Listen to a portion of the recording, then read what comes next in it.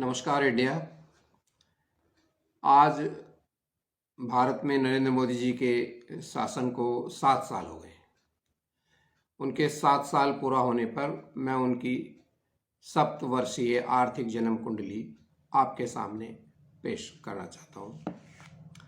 मैं एक कांग्रेसी हूँ, लेकिन आज मैं केवल भारत के एक नागरिक और डॉक्टर देशबंधु त्यागी के रूप में मोदी जी की सप्तवर्षीय आर्थिक गतिविधियों के विनाशकारी जो स्टेप्स थे और जो लक्षण थे, जो परिणाम थे, उन पर बात करूंगा। इसमें कोई भी राजनीतिक तत्व मेरे किसी भी वर्णन या व्याख्या में नहीं होगा। ये मेरा आपसे वादा है। 2014-15 में जब वो चुनाव जीतकर सत्ता में आए तो पहला 1-2 साल उनका 14 और 15 के जो वर्ष थे वो एक हनीमून पीरियड रहा और 2016 से उन्होंने आर्थिक कौतुक करने शुरू कर दिए। इन आर्थिक कौतुक में 2016 में उन्होंने नोटबंदी की और 2017 में उन्होंने जीएसटी लागू की। वो प्रधानमंत्री थे, बहुमत था, वो जो भी नीति लगाते उसे चुनौती देने की अवस्था नहीं थी। लेकिन अर्थव्यवस्था एक ऐसी चीज है अपने आप में, वो अपने आप में एक चुनौती होती है।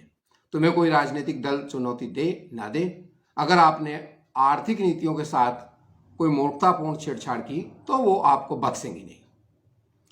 जब नोटबंदी भी और जीएसटी भी अपने प्रारंभिक और दूरगामी दोनों लक्षणों में विफल होती हुई दिखाई दी, तब मोदी जी बाहर से तो दम्भ दिखाते रहे, लेकिन आंतरिक स्थिति को संभालने के लिए उन्होंने एक तीसरा अस्त्र चला और उसमें उन्होंने आरबीआई को गर्दन से पकड़ा और आरबीआई से कहा कि अपना जितना भी सरप्लस फंड है वो आप हमें दीजिए।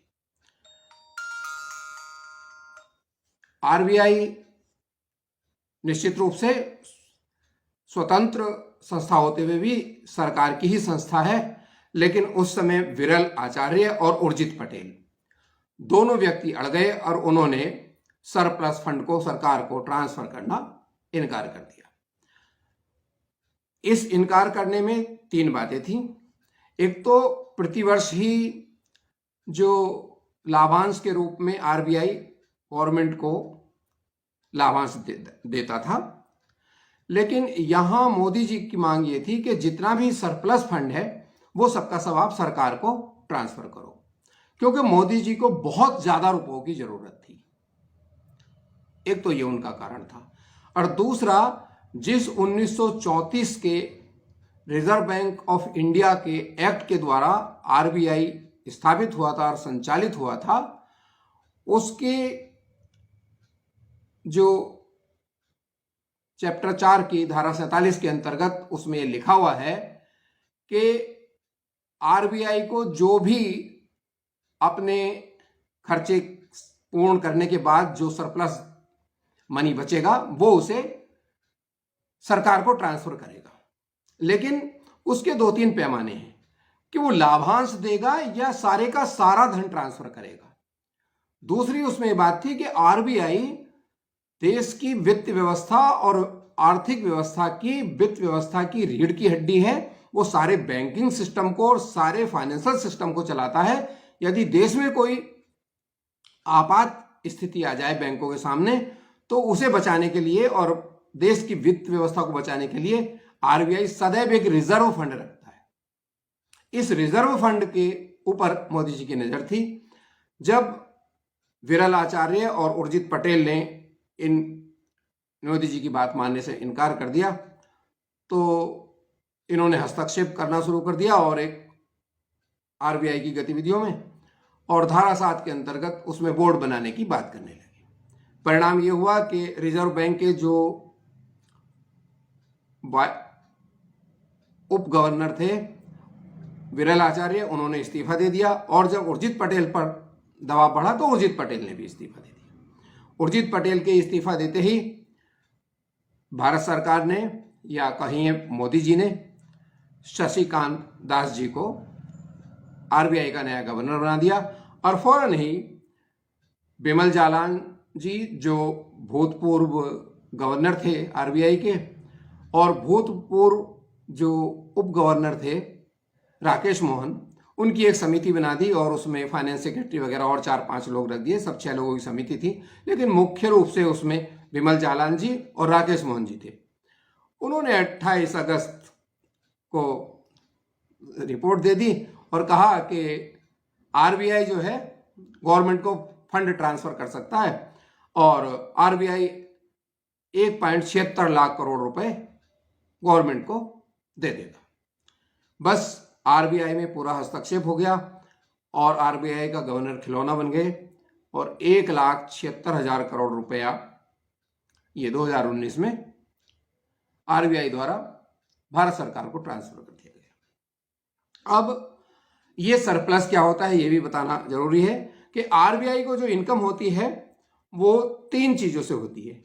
एक तो विदेशी मुद्रा एक्सचेंज पर जो कमीशन मिलता है उससे उसे लाभ होता है, इनकम होती है। दूसरा, बाजार से सरकारी बॉन्ड जो सरकार की वो खरीदती है उस पर ब्याज मिलता है, उससे उसे आय होती है। और तीसरा, जो बैंकों से ब्याज की आय होती है। इन सब से जो आय होती है उसमें आरबीआई के जो अधिकारी कर्मचारी और विभाग के खर्चे काटने के बाद जो पैसा बचता है उसे सरप्लस फंड कहते हैं। ये 2018 से आरबीआई में हस्तक्षेप की प्रक्रिया का 2019 के आरंभ में ही ये परिणाम निकला कि आरबीआई को 1,76,000 करोड़ रुपए मोदी जी को ट्रांसफर करने पड़े।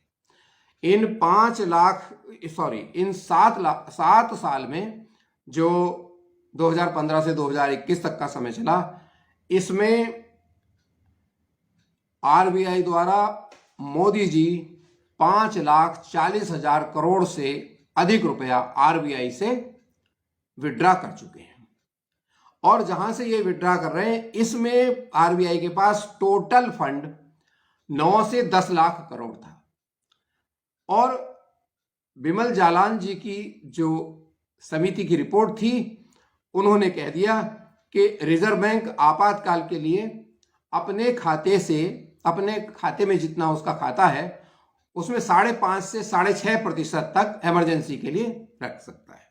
अर्थात मोदी जी की जो सरकार थी उसके लिए फ्लड गेट आरबीआई के रिजर्व कोष से का फ्लड गेट उनके लिए ओपन हो गया।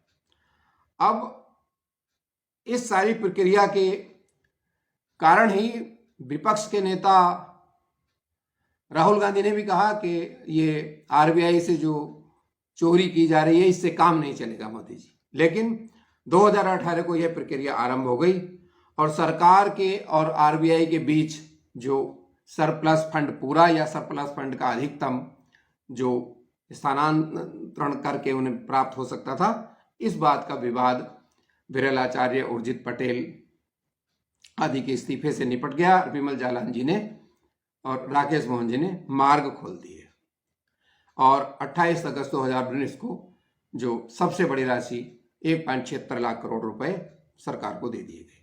मोदी सरकार ने 2015 से 2021 तक आरबीआई से 5,40,189 करोड़ रुपए प्राप्त कर लिए।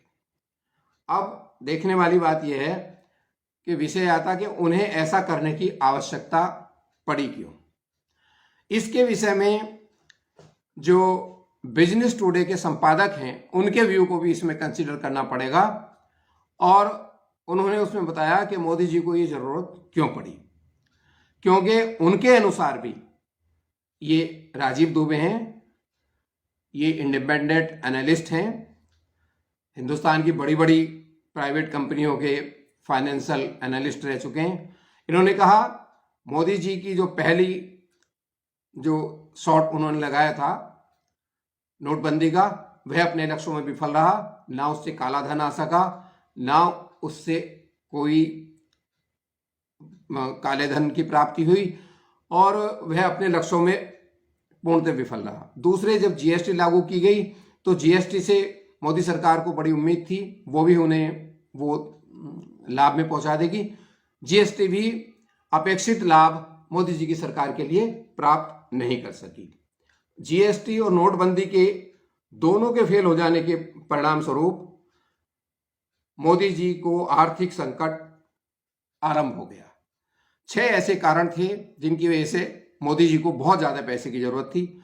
नोटबंदी अपने सभी लक्ष्यों में फेल हुई, ना काला धन मिला, एसएमई डूब गई, जो जीडीपी का 35% कंट्रीब्यूट करती थी वो ठप हो गई, और देश में 65% रोजगार एसएमई सेक्टर के द्वारा मिलते थे।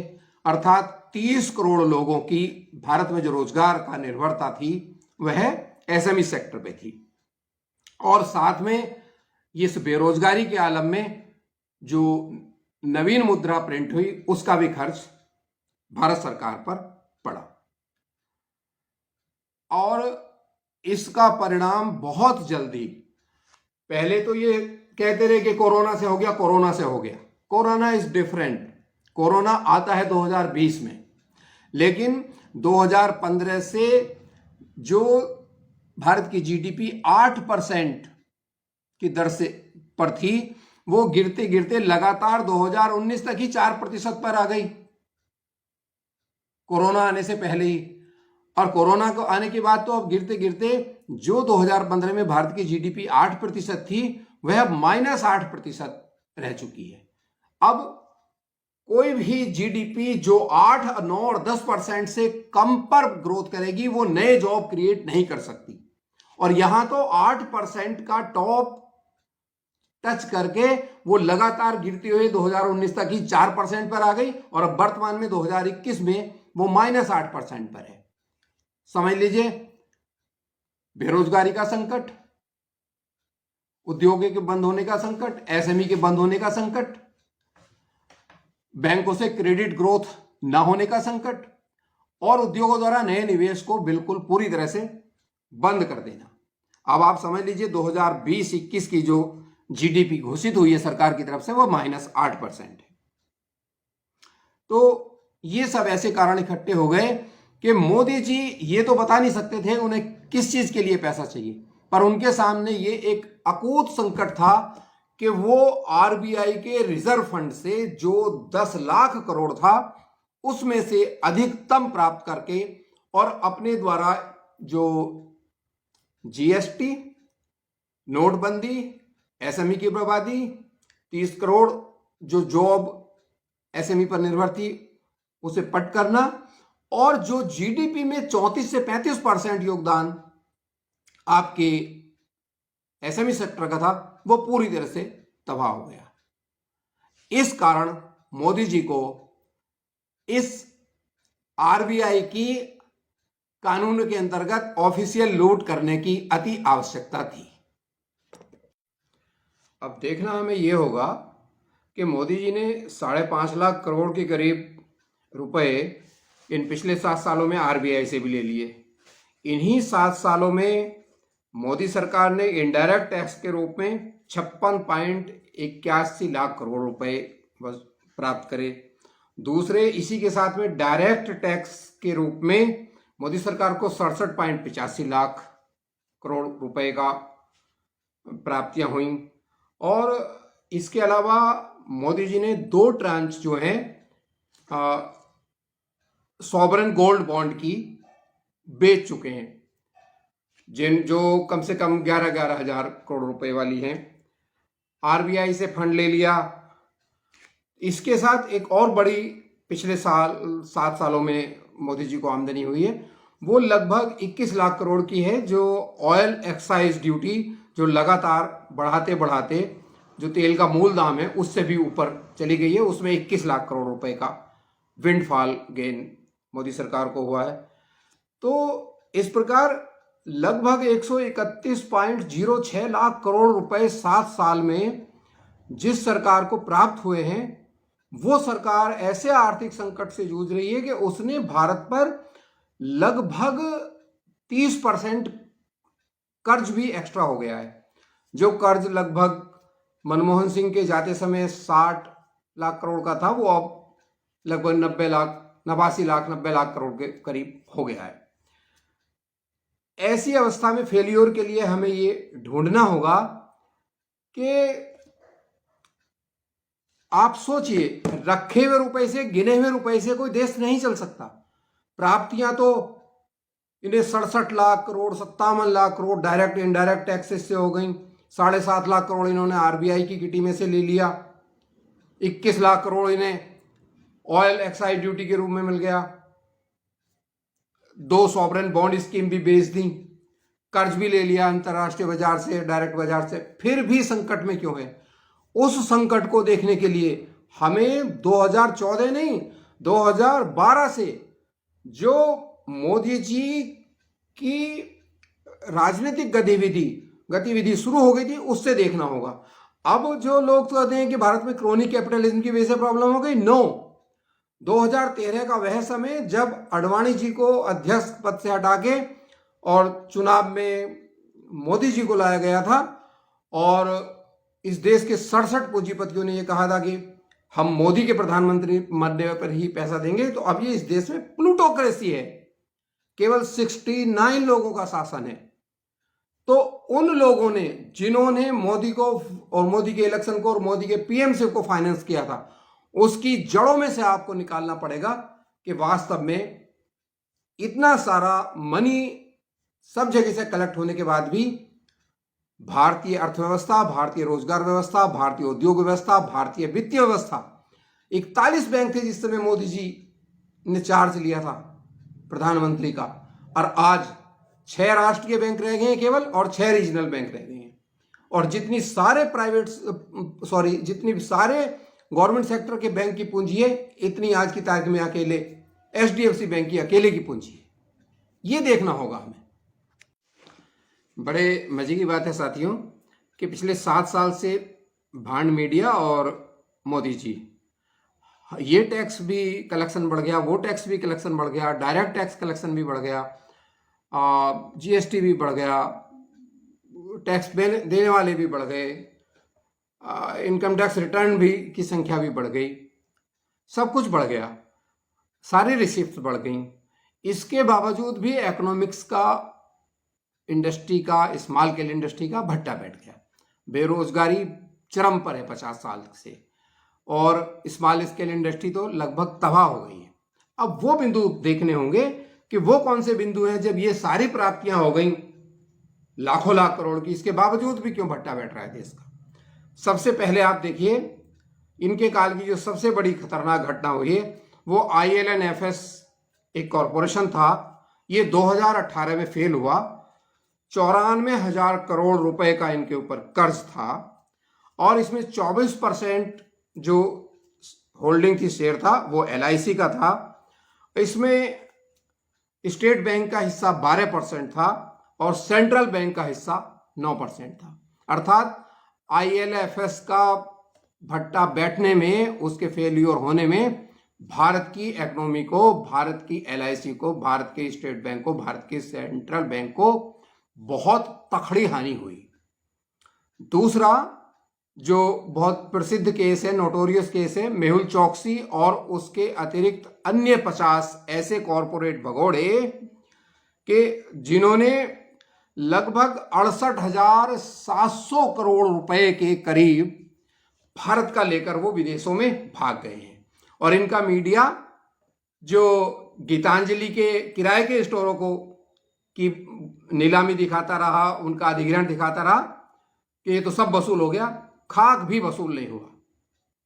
68,700 करोड़ रुपए के 50 से अधिक भगोड़े भारत से भाग गए, भारत का पैसा लेकर, भारत के बैंकों का पैसा लेकर। तीसरे, मोदी जी के इस 7 साल के काल में लगभग 5,49,000 करोड़ से ज्यादा कॉरपोरेट सेक्टर का जो कर्ज है वो राइट ऑफ किया गया है, बट्टे खाते में डाला गया है, जो अब वापस नहीं आएगा। इसके अलावा देखने वाली बात यह है कि कोरोना में जो मिसमैनेजमेंट हुआ, उसमें जितने भी गवर्नमेंट के फंड हैं, चाहे वो बीजेपी के किसी प्रांत के अध्यक्ष रहे हो, चाहे वो बीजेपी के भूतपूर्व मुख्यमंत्री रहे हो महाराष्ट्र के, चाहे वो गुजरात के बीजेपी के अध्यक्ष रहे हो, ये सब दवाइयों में और जो कोरोना के एपरेटस हैं, कोरोना के वेंटिलेटर हैं, उन सब की खरीद में जो फंड मिल रहा है उनमें बेइंतहा कालाबाजारी लूट मार इन्होंने कर रखी है। इंक्वायरी चल रही है, वो तो इन्हीं की सरकार है, इनकी इंक्वायरी गॉड नोज क्या होगा। इवन यहां तक के जो पीएम केयर्स से जो फंड रिलीज हुए हैं उनसे भी, उसमें भी घोटाले की सूचनाएं आ रही हैं। तो और एक और इनके मित्र हैं जी न्यूज चैनल के सुभाष चंद्रा, वो पिछले 1.5-2 साल से गायब हैं। उनकी सही राशि का पता नहीं है, लेकिन लगभग 14,000 करोड़ रुपए का उनका प्रोजेक्ट फेल हो गया है और वो इस समय भारत में नहीं है, कहीं दूसरी जगह में जाके अपना काम धंधा कर रहे हैं। तो भारत की पूंजी का जो सर्वनाश है, इनके उस क्रोनी कैपिटलिज्म की जगह जो इन्होंने प्लूटोक्रेसी लागू कर दी है, केवल जिन्होंने इन्हें फाइनेंस किया था, जैसे अंबानी, अडानी जिनका नाम लिया जाता, तो अडानी जी को इन्होंने 6,000 करोड़ रुपए का एक ऐसी कंपनी को लोन दिलवाया जो ऑस्ट्रेलिया में लगभग फेल हो चुकी थी कोल माइनिंग में, लेकिन अब तो वो विश्व के, एशिया के सबसे अमीर लोगों में उनकी गिनती हो रही। तो ये जो प्लूटोक्रेसी चली है और जो बड़े उद्योगपतियों का जो कर्ज माफी और उन्हें बेतहाशा कर्ज दिया गया, जिसकी रिपार्टी, जिसकी इंटरेस्ट सर्विंग भी नहीं हो रही है, ये सब इनके पतन के कारण है। और आप देखिएगा कि लगभग 25 लाख करोड़ रुपया इंडस्ट्री पर जो लोन है वो स्ट्रेस लोन के रूप में आ रहा है, अर्थात जो खतरनाक लोन है, अर्थात ये बड़ा मुश्किल है कि वो लोन वापस हो पाएगा। स्ट्रेस लोन है बैंकों पर उसका, अर्थात बैंकों की जो बैलेंस शीट है अभी भी खतरे में है। तो इस प्रकार ये जो 7 साल मोदी जी के कार्यकाल के नोटबंदी पूर्णतः विफल, जीएसटी पूर्णतः विफल, इसके अलावा जो नई मुद्रा चलाई उसका और खर्च ही बढ़ गया भारत पर, स्मॉल स्केल इंडस्ट्री का तबाह हो जाना, 30 करोड़ से ज्यादा लोगों के जॉब जो स्मॉल स्केल इंडस्ट्री पे थे उनका प्रभावित होना। और आप जान के ताजुब होंगे कि जो बिग कॉर्पोरेट है वो केवल 1 करोड़ जॉब देते हैं और स्मॉल स्केल इंडस्ट्री अकेले 30 करोड़ जॉब देती है। वो इनकी इस आर्थिक नीतियों की वजह से तबाह हुई है। इसलिए ये जो 7 साल है, केवल ये 7 साल खराब नहीं है, ये इन 7 साल का जो इंपैक्ट है अगले 20 साल तक ऐसा रहेगा कि योग्य से योग्य व्यक्ति भी जो आकर संभालेगा इनके बाद, यदि वो संभालता है तो उसके लिए भारत की इकोनॉमी, भारत का रोजगार, भारत का इस्तेमाल की इंडस्ट्री, भारत का कॉर्पोरेट वर्ल्ड संभालना मुश्किल हो जाएगा। भारत की अर्थव्यवस्था, भारत का अर्थतंत्र बिल्कुल एटम बम पर बैठा है। ईश्वर ना करे ये फटे और ये देश बच जाए। जय हिंद, जय भारत।